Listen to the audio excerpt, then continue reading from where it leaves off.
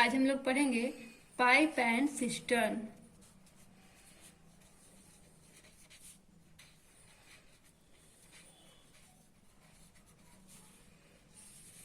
क्या होता है पाइप एंड सिस्टर्न? हम लोग जो पढ़े हैं ना, time and work, time and work same to same उसी की तरह ये काम करता है। पाइप एंड सिस्टर्न टाइम और वर्क में क्या करते थे, हमारा वर्क रहता है जैसे कि एक राम एक टेबल बनाता है कितने दिन में, एक टेबल बनाता है एक दिन में। तो दो टेबल कितने दिन में बनाएगा, तो इसके लिए 2 दिन लगेगा, क्योंकि एक दिन में कितना एक काम कर पा रहा है, तो 2 दिन में कितना काम करेगा, 2 काम करेगा। ऐसे ही इसमें रहता है कि कोई पाइप 1 घंटे में, एक पाइप 1 घंटे में टंकी को भरता है, दूसरा पाइप जो है वो 2 घंटे में टंकी को भरता है। तो दोनों मिलकर कितने देर में भरेगा, या फिर होगा कि जो है एक पाइप जो है वो चला और 10 मिनट के बाद उसको बंद कर दिया गया, तो दूसरा पाइप जो है कितने देर में टंकी को भरेगा। या फिर क्वेश्चन हो सकता है कि एक पाइप चला और 10 मिनट बाद क्या हुआ, टंकी में छेद होने के कारण कितने देर में पूरे टंकी को खाली कर देगा वो पाइप। ऐसा क्वेश्चन बन सकता है। इसमें इसी से रिलेटेड क्वेश्चन पूछेगा आपको, एकदम टाइम एंड वर्क के कंसेप्ट पे ये काम करता है। उससे रिलेटेड क्वेश्चन हम लोग देखते हैं। जैसे क्वेश्चन होगा, 2 नल एक टंकी को 3 घंटे तथा 5 घंटे में भर देता है। यदि दोनों नल एक साथ खोले गए तो पानी भरने में कितना समय लगेगा। क्या बोला है, बोला है 2 नल है, वो टंकी को एक नल जो है वो 3 घंटा में भरता है, दूसरा नल 5 घंटे में भरता है। एक 3 घंटा टाइम लेता है टंकी को भरने में, दूसरा 5 घंटे टाइम लेता है। क्या है, एक 3 घंटा समय और दूसरा कितना 5 घंटा लेता है। हम लोग क्या उसमें करते थे, एलसीएम मेथड से निकालते थे। 3 और 5 का एलसीएम क्या होगा, 15। 15 कर दिए। 3 से देखते थे कि 15 कितनी बार में कट रहा है, कितनी बार में, 3×5=15, 5 बार में, ये इसका इफिशियंसी आया। फिर ये 5 से 15 3 बार में कटा। बोला दोनों को साथ खोलने पे पानी भरने में कितना समय लगेगा, यानी कि दोनों मिलकर चलेगा तब कितना। तो टोटल काम कितना है, टोटल यानी कि 15 बटा में कितना हो जाएगा, 5 + 3, 15/8। यही टाइम लगा ना, तो यही टाइम इतना घंटा हुआ। तो घंटा में इसको हम कैसे लिखेंगे, इसको पूर्णांक में लिख लेंगे, 8 एकम 8 और 7/8। इतना घंटा टाइम लगा इसको भरने में। बस सेम यही काम करना है। यही काम हम लोग टाइमर वर्क में भी करते थे कि एलसीएम लेके इसको आसान ट्रिक से देखिए, इसको 2 सेकेंड में ऐसे ही बना सकते हैं। दूसरा क्वेश्चन देखिए, अगर वो एक नल एक खाली टंकी को 8 घंटे में भर देता है, लेकिन टंकी में छेद होने के कारण इसे भरने में 2 घंटा अधिक समय लगता है, तो भरी टंकी को खाली करने में कितना समय लगेगा।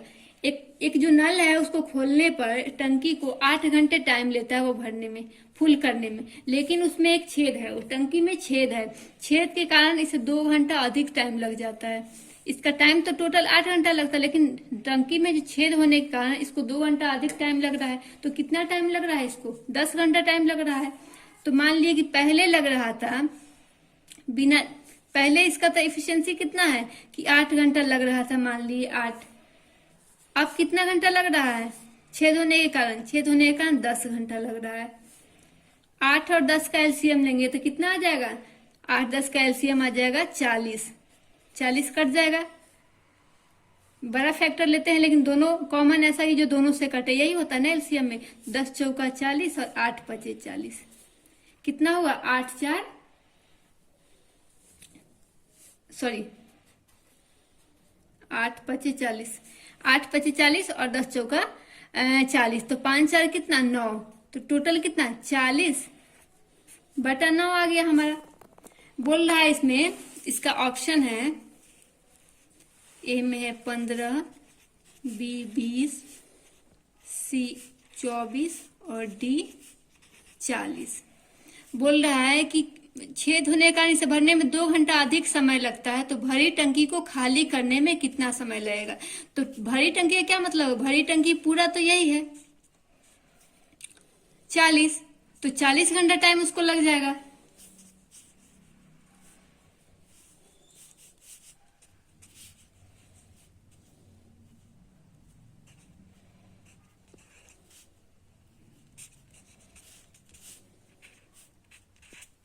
क्योंकि खाली करने में तो इसका कुछ काम नहीं है, बस पानी तो गिरता जाएगा ना, तो पूरा तो ऐसे 40 काम हो रहा था, तो 40 घंटा टाइम लिया।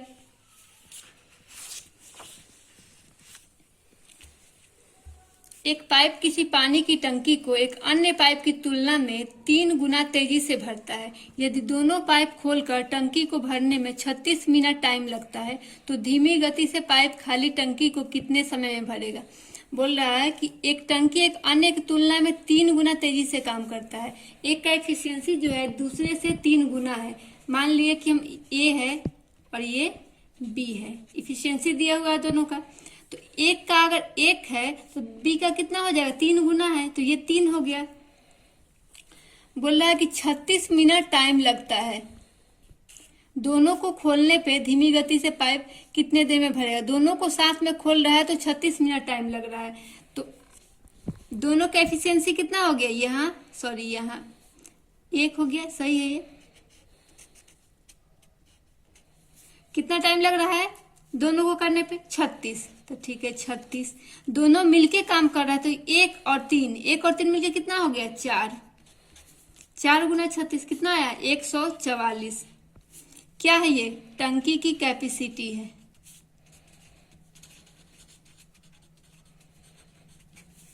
इतना ही है टंकी की कैपेसिटी, क्योंकि दोनों मिलके चल रहा है। तो धीमी गति से बोल रहा है कि कितना टाइम लेगा। तो धीमी गति वाली का तो एफिशिएंसी 1 है, तो कितना होगा, 144/1 हो जाएगा।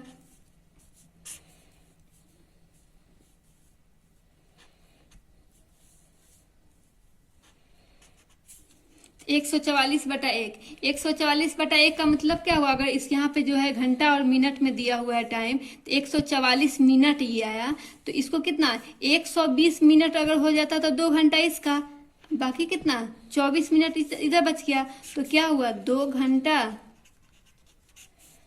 24 मिनट, 2 घंटा 24 मिनट, डी आंसर इसका हो जाएगा। Thank you. आज हम लोग देखते हैं एक बहुत ही अच्छा टॉपिक, संख्या कैसे निकालते हैं। इसका एक क्वेश्चन हमेशा पूछता है, संख्या निकालना सीखेंगे। बेसिक मेथड भी देखेंगे इसका, और एक लाइन में ऑप्शन से कैसे बनाते हैं वो सीखेंगे। इसमें क्या करें, जैसे एक क्वेश्चन आपका हो दे दिए, बोल रहा है 2 अंकों की संख्या के अंकों का योग 7 है। अंक पलट दिए जाते हैं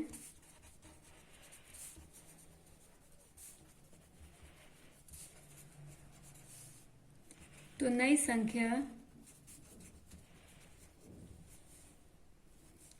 संख्या में 3 जोड़ने पर मूल संख्या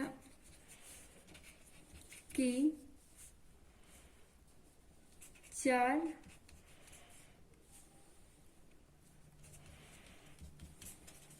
गुना हो जाती है। मूल संख्या निकाले।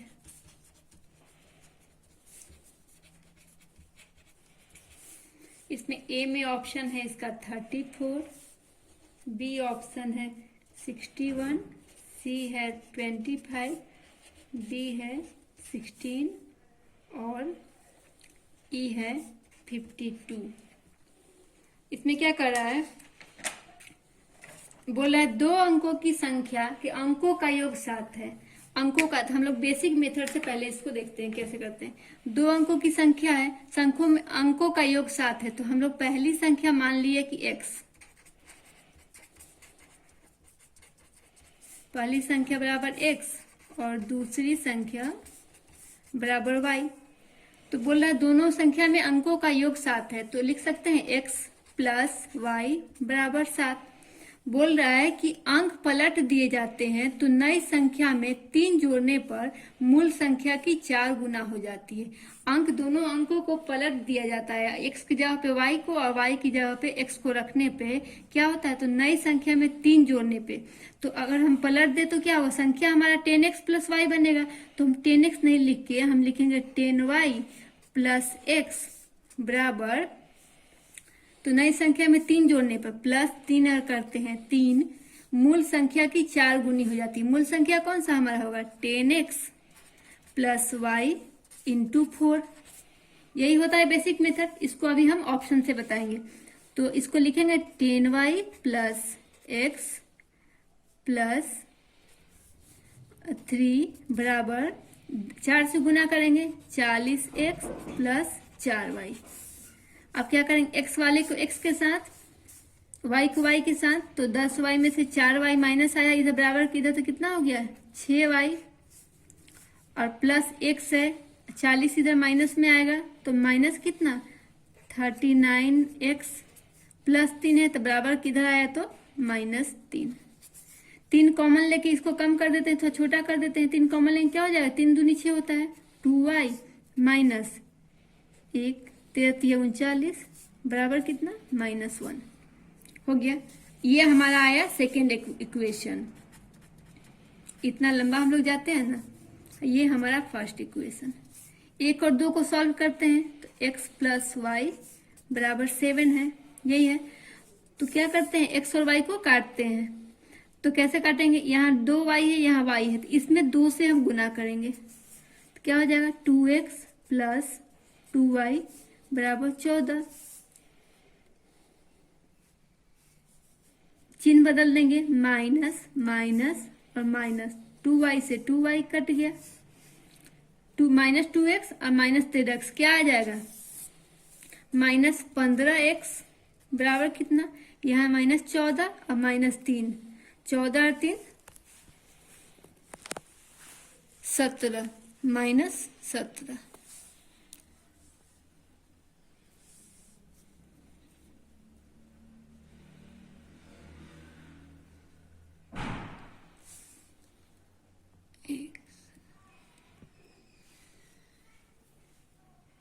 दूसरा इक्वेशन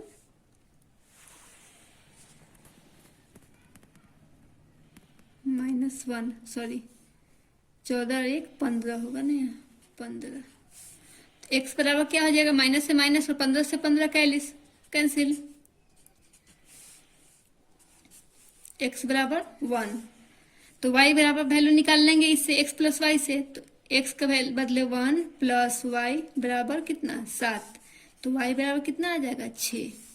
तो हमसे वैल्यू पूछ रहा है तो वैल्यू क्या हमारा क्या बना था 10x प्लस वाई। संख्या तो यही हुआ क्योंकि दहाई में हम 10 से गुना करते हैं प्लस इकाई करते हैं, यही करते हैं। तो 10 गुना x, 10 गुना कितना 1 और प्लस कितना 6, तो 10 से कम 10 जोड़ कितना 6 बराबर कितना 16 आंसर। इतना लंबा हम जाते हैं किसी भी क्वेश्चन के लिए, तब हमारा सॉल्व होता है। अब इसको हम ऑप्शन से बता रहे हैं आपको शॉर्ट मेथड से। देखिए बोल रहा है 2 संख्याओं का गुणनफल 336 है, उनका योगफल उनके अंतर से 28 अधिक है, तो संख्या ज्ञात कीजिए। बोल रहा है 2 संख्याओं का गुणनफल 336 है। 336 बोल रहा है 2 संख्या का गुणनफल। क्या करेंगे, इसमें गुणनफल है तो क्या हो जाएगा एक्स वाई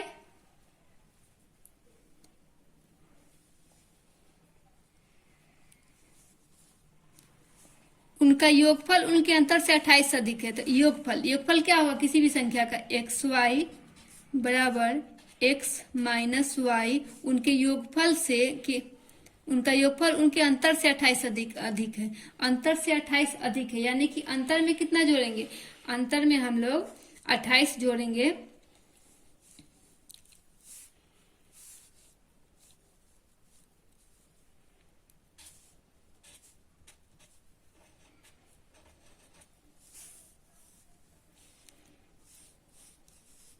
तो क्या हो जाएगा x प्लस वाई बराबर x माइनस वाई प्लस 28।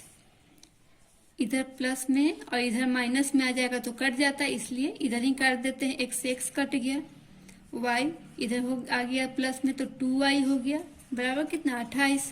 तो y बराबर 28/2 बराबर 14 बार में कट गया। अब x का अगर इससे वैल्यू निकालेंगे हम लोग, y का वैल्यू 14 आ गया तो इसी पे पुट करके निकाल लिए x प्लस 14 बराबर x माइनस 14 प्लस 28 कर लिए। तो x